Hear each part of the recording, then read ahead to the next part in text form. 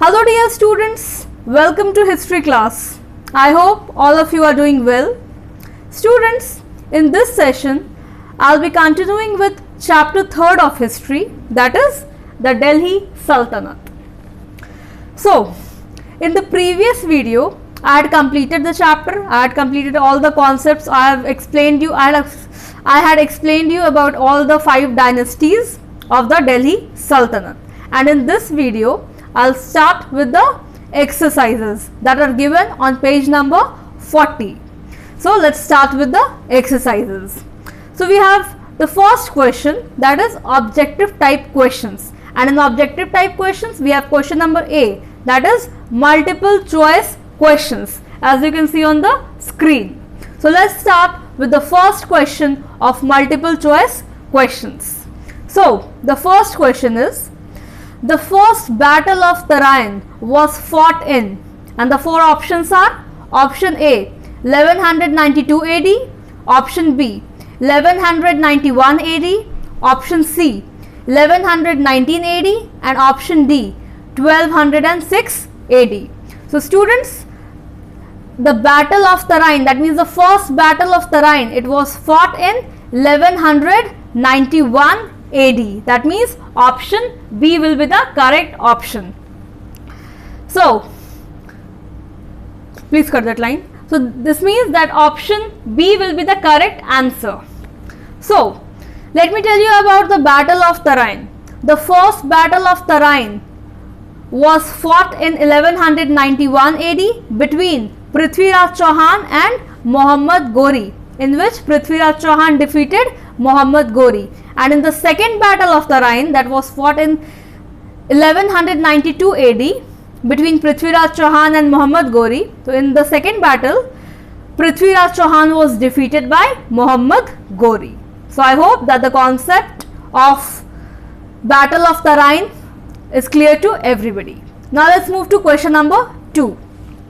So question number 2 is, Qutbuddin Aibak was succeeded by, and the options are option A Jalaluddin, option B Razia Sultan, option C Alauddin Khilji, and option D Iltutmish. So students, Qutbuddin Aibak, who was the founder of slave dynasty, he was succeeded by his son-in-law, and the name of his son-in-law was Iltutmish. Okay, so the correct answer will be option D Iltutmish. So I hope that question number 2 is clear to everybody. So we have question number 3 on the screen. So question number 3 is, the policy of blood and iron was established by, and the options are option A Qutbuddin Aibak, option B Alauddin Khilji, option C Muhammad bin Tughlaq, and option D Balban. So students, let me tell you that the policy of blood and iron was established by Ghiyas-ud-Din Balban. That means option D will be the correct one. And Balban was very particular about maintaining law and order, and he gave harsh punishments to robbers and dacoits. So these harsh punishments or these harsh methods of Balban were called the policy of blood and iron. So I hope that this concept is clear to everybody. Now let's move to question number 4th. So question number 4th is, the last dynasty of the Delhi Sultanate was, the options are option A Khilji, option B Sayyids, option C Lodhis, and option D slave. So the last dynasty was the Lodhi dynasty. The first was slave dynasty. After slave dynasty came the Khilji dynasty. After the Khilji dynasty came the Tughlaq dynasty. After the Tughlaq came the Sayyid dynasty, and the last dynasty was Lodhi dynasty, and the last Sultan of Lodhi dynasty was Ibrahim Lodhi. So I hope that this concept is clear to everybody. Now students, let's move to let's move to question number B. So question number B is, unscramble the letters in the help box and fill in the blanks. So as you can see here, a help box is provided and there are several letters, and these letters are unscrambled. That means they are not arranged in proper sequence, not arranged in proper order, or you can say they are jumbled. So first of all, you will have to arrange these letters properly, and then you will have to fill in the blanks appropriately with the help of the letters in the help box. So I hope that the question is clear to everybody. Now let's move to question number 1 of B. So question number 1 is Muslim religious scholar. So I have already explained you, I will already told you that the Muslim religious scholars were called ulemas. They were called as ulemas. Next, question number 2. A special tax paid by the non-Muslims. So a special tax paid by the non-Muslims was called jazia. Jazia tax. It was a tax that was paid by non-Muslim, that non-Muslims in a Muslim state. That means the Hindus, the Christian, or any other, or the people of any other religion except Muslims, they had to pay taxes, and that tax was called as jazia. So I hope question number 2 is clear to everybody. Now students, we'll move to question number 3. Village headman. So while I was explaining you about the division of Delhi Sultanate, I explained you this topic about village headman. So village headmen were called Muqaddam. The headman of the village, please cut this line. So the village headmen were called as Muqaddams. Next, question number 4. Landowners. Landowners were called as Khoots. Landowners were called as Khoots. Next, question number 5. The head of Justice Department. I have also told you that there were several departments, and in order to control several departments, there were several officials that were appointed in order to control several departments in the Delhi Sultanate. So the head of Justice Department was called Chief Qazi. Please remember that Chief Qazi was the head of Justice Department. Next, question number 6. To keep an eye over the malfunctioning of the trade. To keep an eye over the malfunctioning of a trade was called what? It was called Shahana. What it was called? It was called as Shahana. Next, 7th, question number 7th. A detailed description of each soldier was kept. Let me remind you that the detailed description of each soldier was kept during Alauddin Khilji's period. He was very particular about his soldiers. He was very particular about his horses. So he kept a detailed description of each soldier so that the soldiers were not substituted. And this detailed description or this detailed account was called Chehra. It was called as Chehra. Okay. Next, question number 8. Harsh punishments to robbers and dacoits. So harsh punishments that were given to the robbers and dacoits, they were called as the policy of blood and iron, which I have already explained you in the previous question. So this policy was adopted by Ghiasuddin Balban, who belonged to the slave dynasty. So he used to give harsh punishment to the robbers and dacoits because he was very strict. He was a very strict ruler. That's why. Next, or the 9th question, the last question. Twarikh. Twarikh means historical accounts. Twarikh. Remove cutlet line.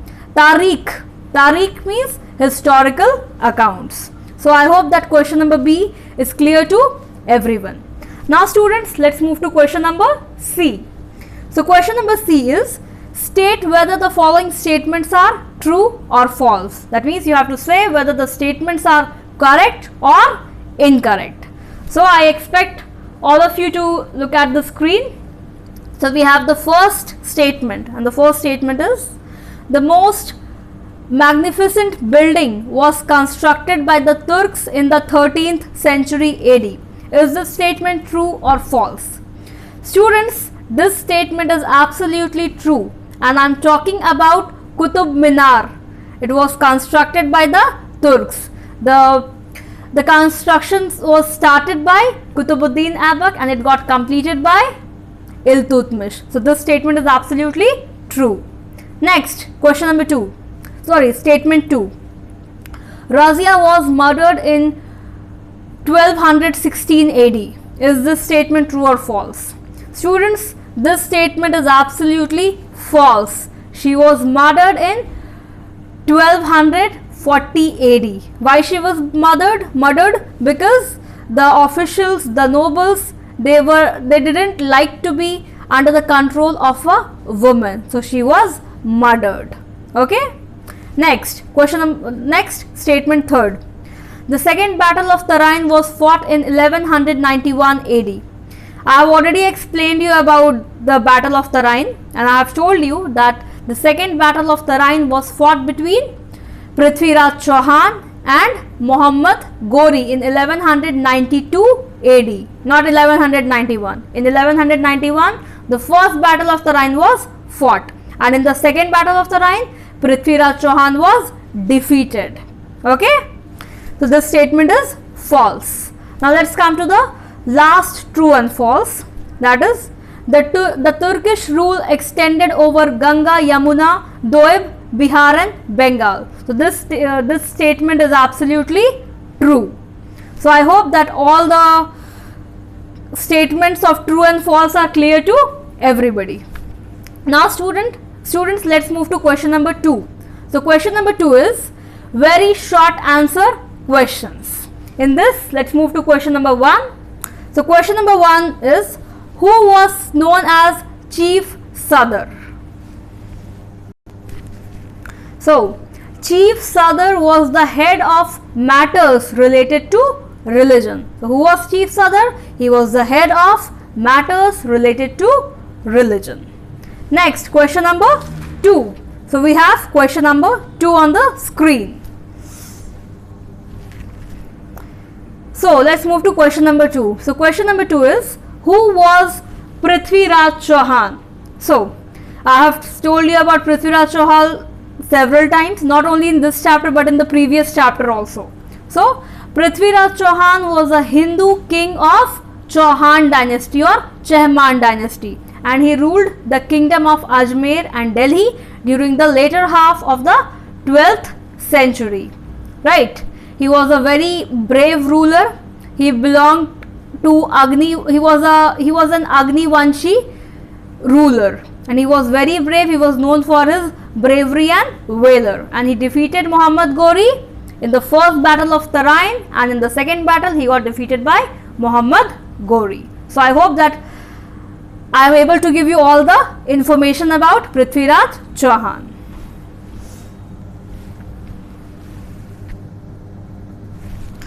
Now students, let's move to question number 3.